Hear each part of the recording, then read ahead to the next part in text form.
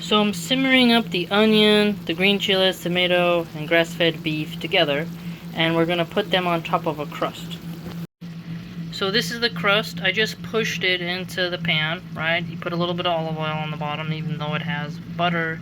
That way it doesn't really stick. Soon we'll top the beef mixture on there. So now I've taken the mayonnaise, the sour cream, and shredded cheddar cheese and placed it on top.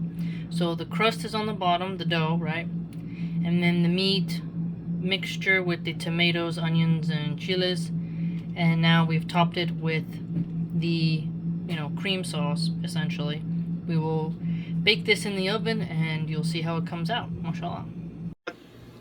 Okay, so the casserole is done now. We're gonna cut into this and see how the dough underneath turned out.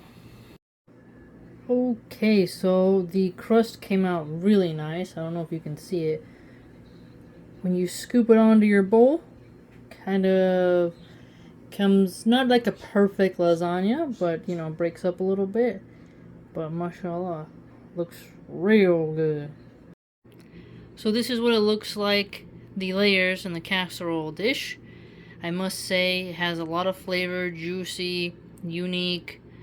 You can put the dough on top or on the bottom. I chose to put it on the bottom this time. In the future, maybe I'll try to put it on the top and see how that works out.